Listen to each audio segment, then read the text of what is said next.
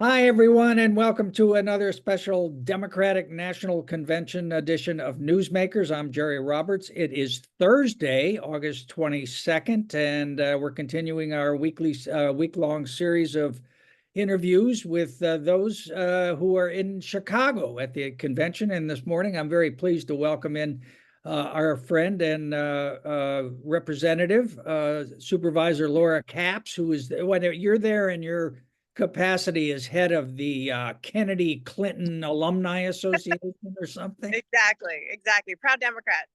All right. Well, let me ask you first. Clinton spoke last night, and of course, it got really overshadowed by Tim Walz and by Oprah. But I actually thought he was pretty good. He only went over 15 minutes, which is Yeah.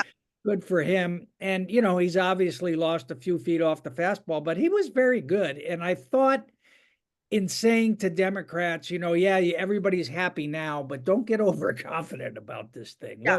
What did you take away from his speech? Well, a lot of that message is because there's so much incredible energy here. Uh, but there's definitely that lesson of, okay, we can't just have fun. You got to work hard. We only have 76 days. And Clinton did that really well. And what I loved, just as a former speechwriter to him, is that he clearly was not going off the teleprompter, and he was ad-libbing and adding, I'm sure, a ton. And if I know anything about his process, he probably was changing that speech right up until the very minute. So Well, driving yeah, everybody around him. yeah. I mean, from that perspective, I loved it because I could tell that he was just talking, which is what he does, right? He's not too scripted. That used to drive you crazy when he would do that. You'd labor forever over something, and then you'd be watching the And then you get in there, and teleprompter. he'd write in the margins and barely use it and whatever. So that's what he was doing well, and it was just nice to see him and all the nostalgia people feel. Yeah. And how about that Tim Walz? Amazing, amazing. I mean, I just loved when his former team was up there, these middle-aged dads in their jerseys, and he just I love the pep talk. I mean, who doesn't like a good pep talk from your coach, and just the elevation of teachers and the elevation of coaches and the role that they have on individual lives and on kids. It's really cool, something unexpected. Yeah. And speaking of things unexpected, Oprah was kind of a surprise appearance. I hadn't heard in advance that was going to happen. Did you? Incredibly well kept secret. I didn't hear any leaks. I mean, here we are in Chicago. I'm actually this is right where Obama headquarters was. I'm right outside where all the California delegation is staying. But these buildings are where the Magic happened in 08 for Obama. So it makes sense. I mean, this is her hometown that she would be there, but it was a complete electrifying surprise to see her stand on that stage. Like Yeah. no ripples of rumors ahead of time. Yeah. So I guess you went to the California delegation breakfast this morning, and those who haven't attended the delegation breakfasts are always a big deal. What was your takeaway from that? What was the mood? What were people saying? Well, conventions aren't for wimps. You go way late at night, as you probably tell by watching it. It goes super late.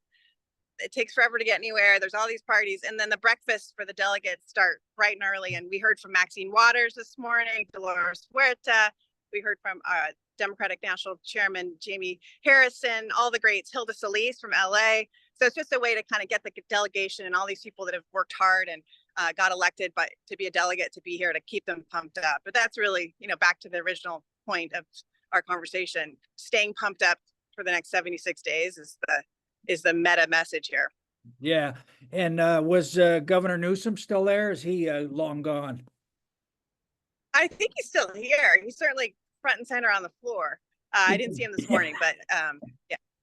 Now, speaking of front and center at the floor, Gray Davis always had an astonishing There he ability to is. be right in the sight line, and I must have seen him 55 times last night. It was very funny. All right, let me ask you this a little more broadly, and put your political consultant hat on, if you would. It seemed to me going into this, with all the extraordinary change from Biden to Harris, they really needed to do two things. One, to shore up the Democratic base itself, which Biden was just incredible erosion was going on, and then to speak to persuadables, to the 12 people in Wisconsin and Pennsylvania who still haven't made up their mind. How do you think they have done so far on each of those two missions? I think they've done a great job. I mean, you really feel that in terms of, well, President Obama did his own take on how we need to, sort of, he kind of went against cancel culture and sort of tried to say we need to bridge some of that negativity. And then, of course, Bill Clinton last night did the same. And then Oprah really did that with her whole riff on, helping out your neighbors. And you're not going to check their voter card or where they go to church or who they love if there's a fire. And it made me think, just knowing her connection to Santa Barbara, I mean, that's real, right? She experienced the mudslide. She was there, as we all were. And it's, it's a basic message, but it's a really important message of just caring for each other. And I think Democrats, I think this convention, oops, it was loud. Sorry about that. You didn't bring your dog, did you? What's that? You didn't bring your dog, did you? It's probably some dignitary moving around here. I lost my train of thought, but you get the point. It's a much more accessible. While we can criticize Trump, there's less of a delineation against those who might so have supported him in the past, and trying to find the commonalities and the connections as opposed to the differences, which is inspiring. Yeah, and that was a real, I think, theme of Walz as well, talking about neighborliness. But it was interesting because he also flipped it on his head and made it about choice and said, mind your own damn business, which I thought was a good way to do it.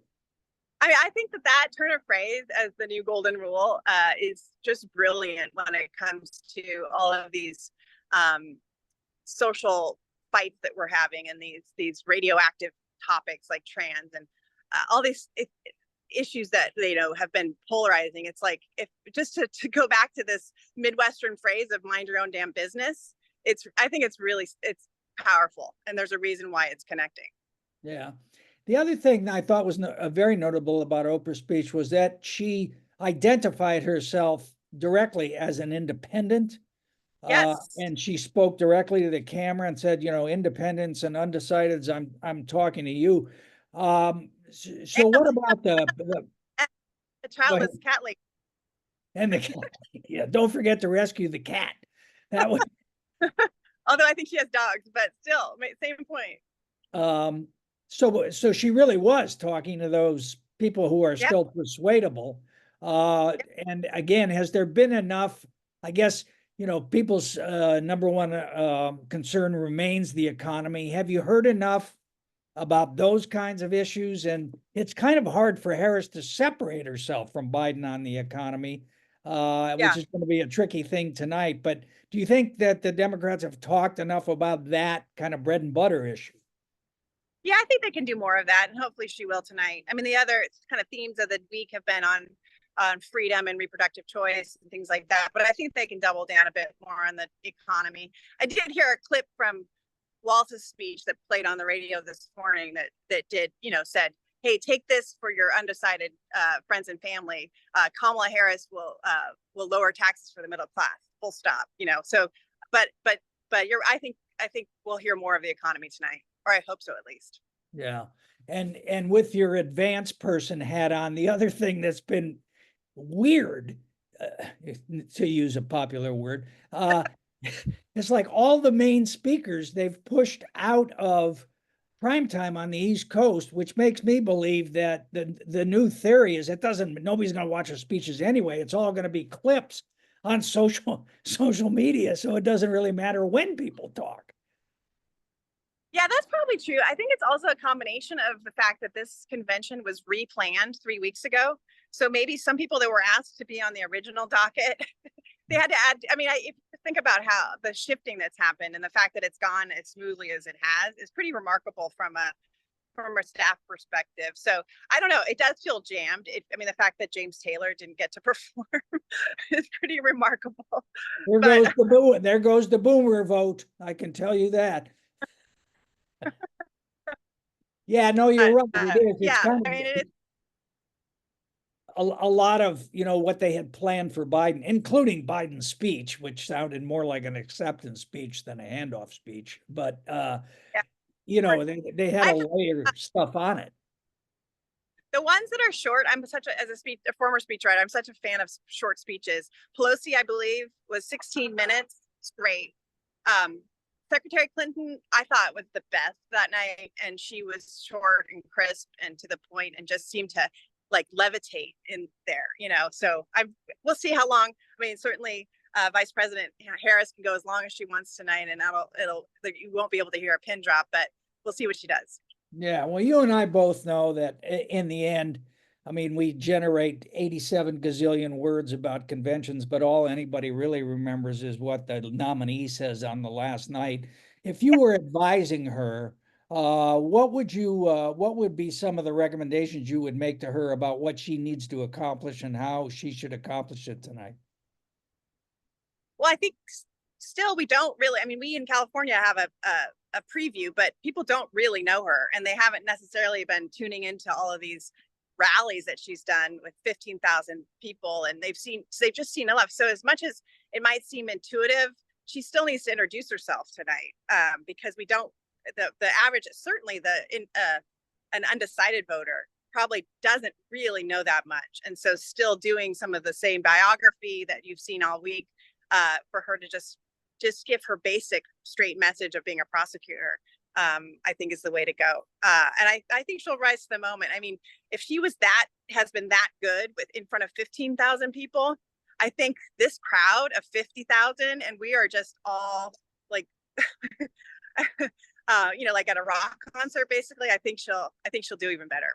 Yeah, it's I think that, rising to the moment is exactly right. I mean, she has so far certainly done that. Yeah. Certainly Walz has done that. I think he's exceeded any expectations. But what the Trump campaign is going to be from here on out is they're just going to throw everything at the kitchen sink. Yep. Obviously, they've started doing that, but there's certainly an urgency to her defining herself before they get to her. And she's got to find a way to walk back some of those positions she took in 2019, 2020 for the 2020 campaign that were kind of way out there. How do you do that as a communicator? Well, I mean, Michelle Obama did a good job of warning us of what's to come, right? They're going to throw a lot of stuff at us. And,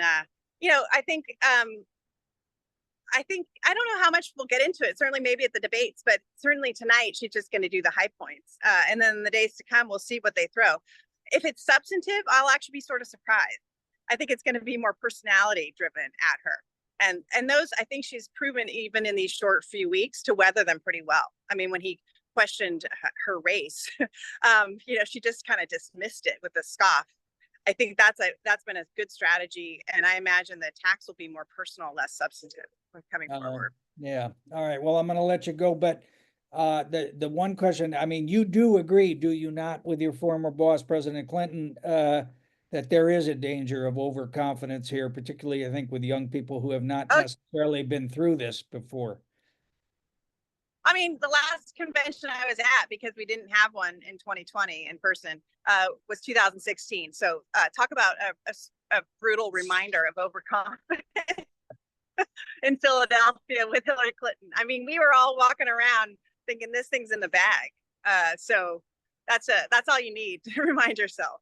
Yeah. All right. What do you got going today? Where are you off to? Just all these different types of things. I love conventions. I've been to every single one since '96. You just walk around. It's a reunion. It's energizing. I got some other lunch, and then we head over to the convention center pretty early. It takes forever to get in there. Yeah, and I guess the protests are not that big of a deal. I have to say, I don't know what the coverage has been like, but I'm happily surprised it's not been that. Yeah, apparently there was some violence at the Israeli consulate. It doesn't seem to be much around the convention hall per se, though. All right, Laura Capps checking in from Chicago from the Democratic National Convention. Thank you so much for your time. Enjoy the rest of it, and go Dons. Enjoy the joy, right? Enjoy the joy. Thanks, Laura. Bye-bye. Okay. Bye.